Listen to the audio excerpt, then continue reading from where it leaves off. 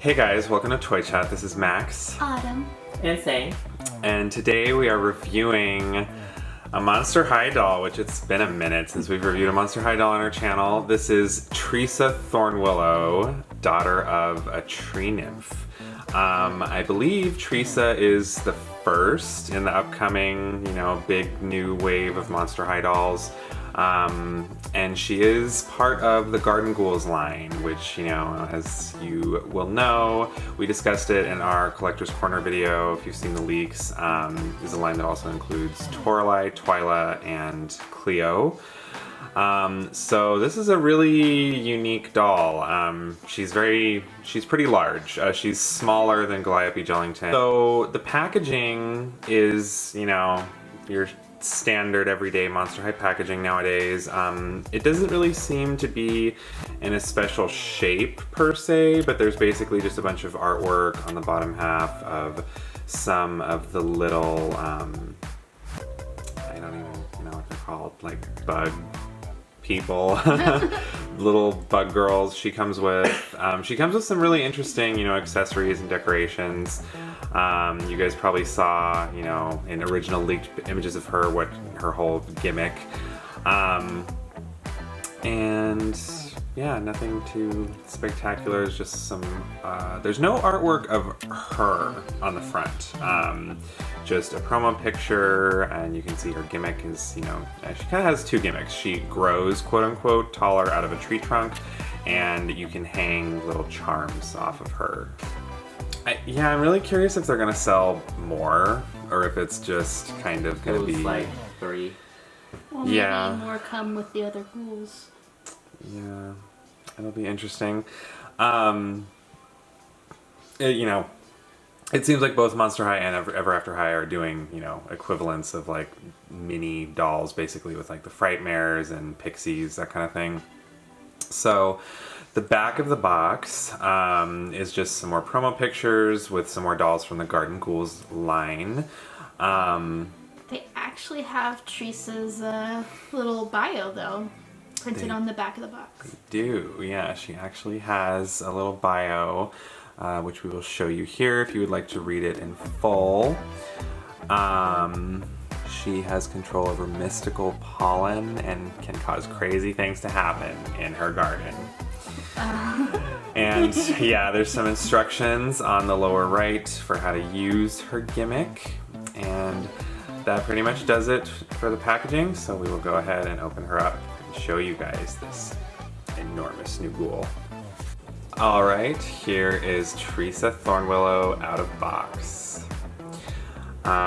She has some relatively long, mostly deep magenta hair. It's a very nice dark magenta. It's kind of shimmery, and it is combined with some streaks of dark forest green.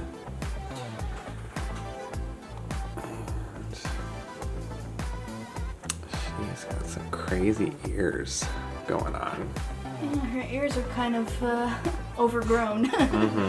Yeah, she has slightly, forest nymph, elven-looking ears, with, what looks like some vines in more of, what's funny?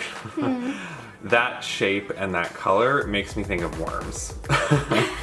I mean, yes, she's a monster, so. I think they're supposed to be like, just, I guess, vines then. Yeah.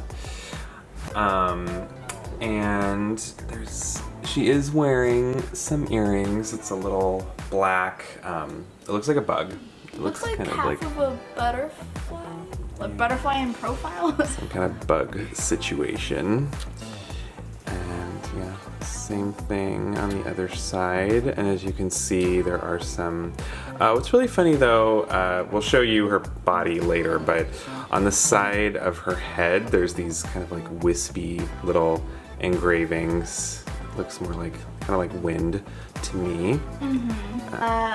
Treesa has some pretty dramatic makeup, mostly made up of green eyeshadow, which does little swirlies at the end of her eyelashes. What do they call them? cat eye, but it's more dramatic than that. It's kind of like What they called it? Winged. winged. Yeah. She has some winged eyeshadow with.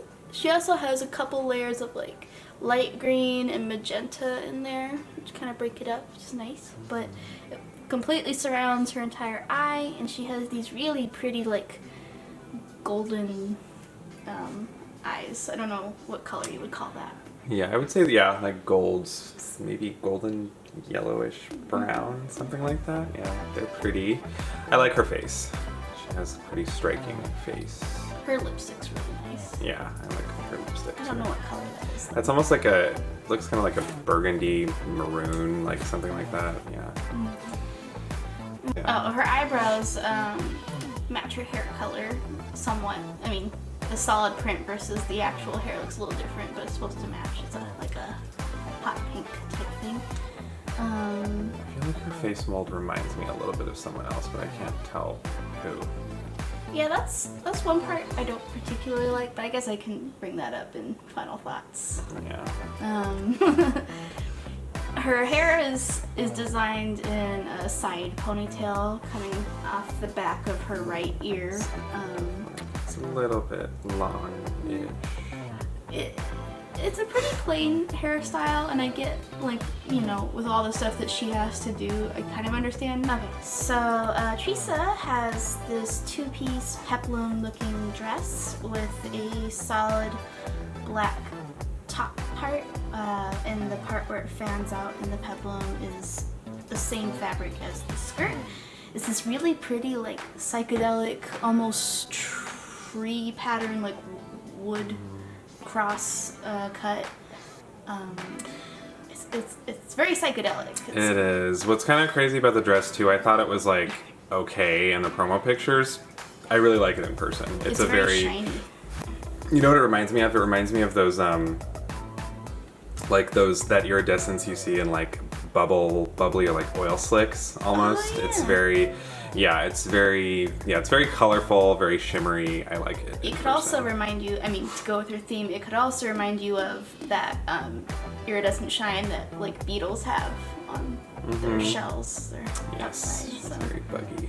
And then of course there's very obvious black bug shadows printed all over it. Sang and Max are not a fan of how it's just solid black on top, but I don't know. I don't know what else you could have done. It would have been really loud. I guess that's true. And the top of it is tied off with a green ribbon.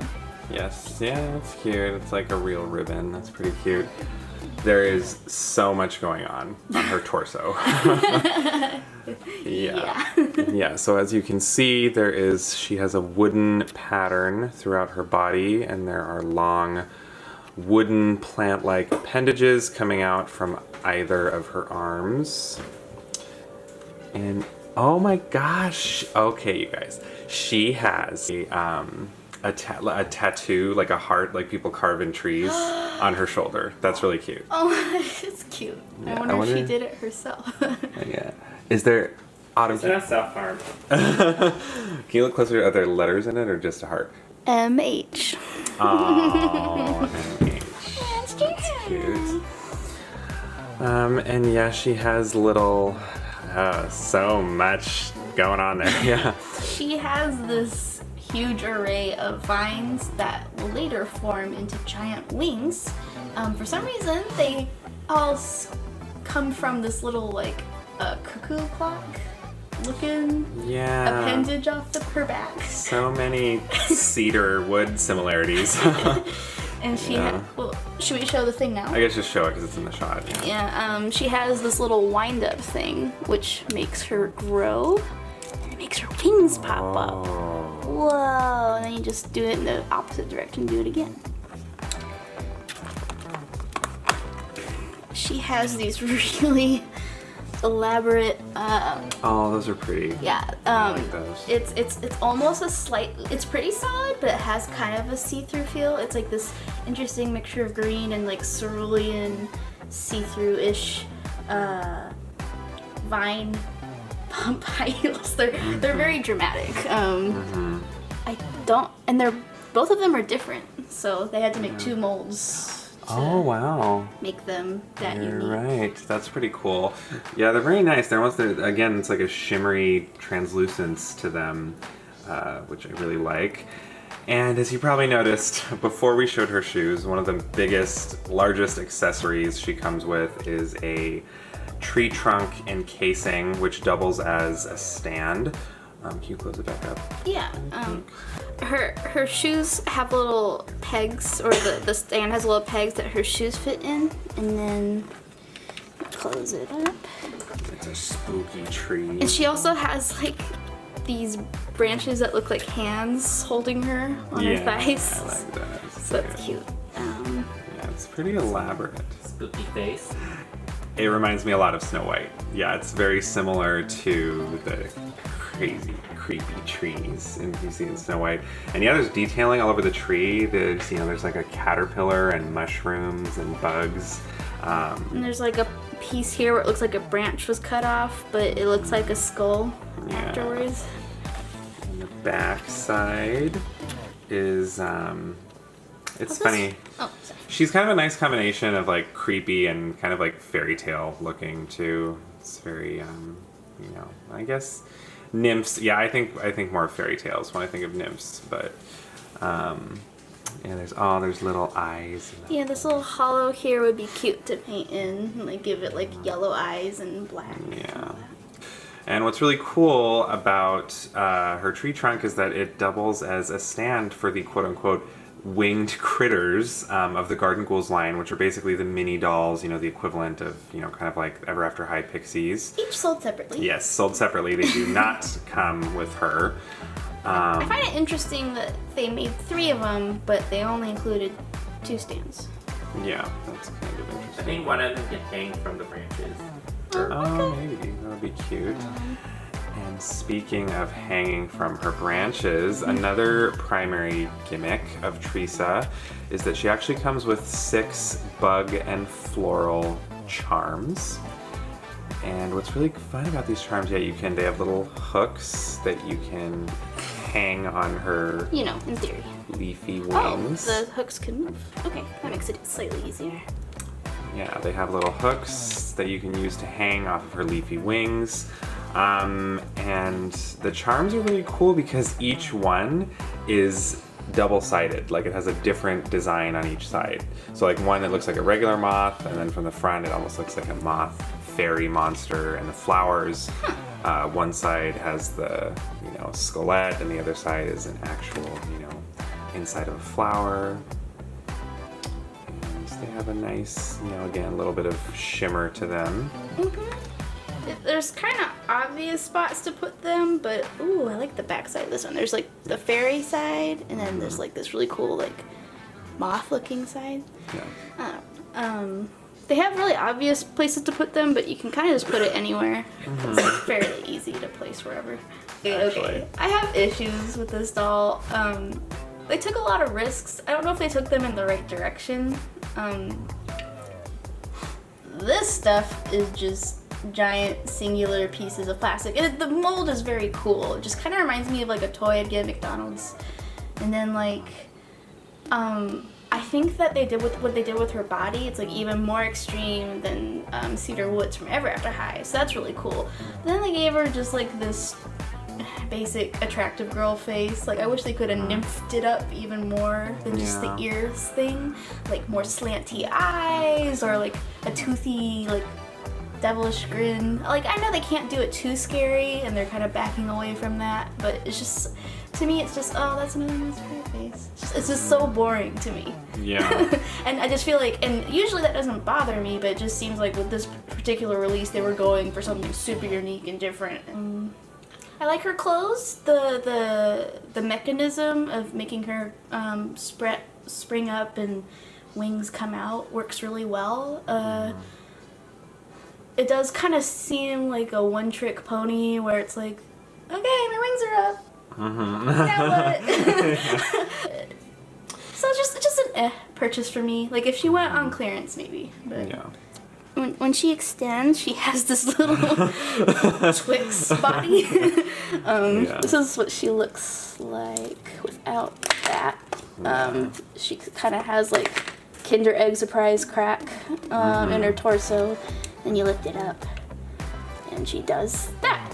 The stick in the middle, the stick in the middle is a little awkward looking. They actually did put some molded designs on the inside of it, so that's kind of cool that they bothered to put stuff on that. And I actually really like the wind-up key that does it. I don't know if you can see it. Maybe take a picture of it later. But it's like a skullette with like webbed wings on the outside, and I think it looks really cool. So this part doesn't bother me because the peplum style dress covers it pretty well.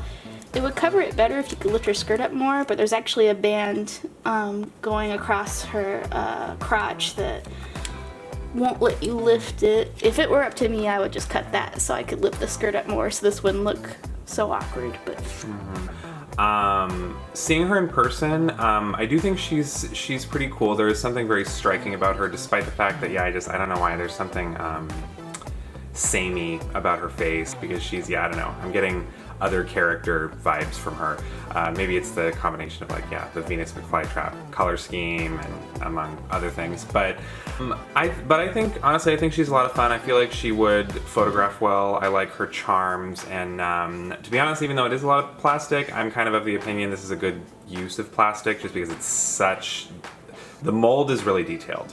The molding in general on this doll is very detailed. There's a lot of molding and indentation on her skin, all the detail on the tree trunk and on the vines. Well, all the plastic on her body I love. And my only gripe with the tree trunk is just so plain, but I think when the winged critters come in, it'll look a lot more dynamic. So. Yeah, I mean, what's kind of cool about this, it's almost a play set, yet not, in that you can set up a full scene if you have the other critters that go with her. I would imagine younger fans really being into this. Totally. For adult collectors, it's a little bit more of a conundrum because it's large and cumbersome. I would recommend her if you have the space for her, and if you're really into kind of flashy gimmick dolls, or if you have a soft spot for kind of nature floral themes. And also if you're getting this for your child or a child, or you are a child, I think you would probably enjoy her quite a bit. She seems fun to play with, very customizable. From a collector's standpoint, I think she's a great centerpiece to the rest of the line that she comes in. So that's true too. I mean, I think she's alright. I mean, ever since they announced her, I always thought she's kind of like one of those dolls that is a little too large for my taste, but I can see the appeal for the people who do have space for her. And I think that her vines, her branches, you put jewelry on it, like necklaces. I didn't think about that. Yeah, you could put whatever you want on these. Yeah, there's a lot of nice little jewelry stand display case. So she's much more versatile than I was originally thinking she was going to be. She's definitely a starter doll for collecting this new line of figures that are coming out. So it's she feels incomplete without them. So really they really want you to buy the whole set, you can take her out, you can do stuff, but realistic, how well are you gonna be able to play with her with those wings? So by the way, she is fully articulated. The usual full articulation. You can bend her legs and arms, wrists, knees. Yeah. It's a little stiff. Maybe if I undo would it be less awkward that way? A little bit less. Yeah, she just has so many branches sticking out. It's kind of poke other dolls and. Okay, so here's a quick comparison of another, very large, tall doll, Calliope Jellington. As you can see, even though Treesa Thornwillow is a larger doll, she's still a good amount smaller than Calliope, but still a good amount larger than a standard Monster High doll. I mean, this is her fully extended too, so. That's true. Yeah. Yeah, it's not even just that though. Yeah, she has a larger, I don't know how well you can tell in this shot, but yeah, she has a larger head than the standard Monster High doll, just And by limbs. a little bit. And limbs, torso, everything, yeah. So she must be marginally larger than Marisol too, because Marisol's like... All right, thank you for joining us for our review of Treesa Thornwillow, daughter of a tree nymph. Be sure to let us know what you guys think of her in the comments. If you're excited for the upcoming new Monster High dolls, I definitely plan on getting Twyla, so we will most likely review her. Stay tuned for that. And we will see you next time. Bye! See ya.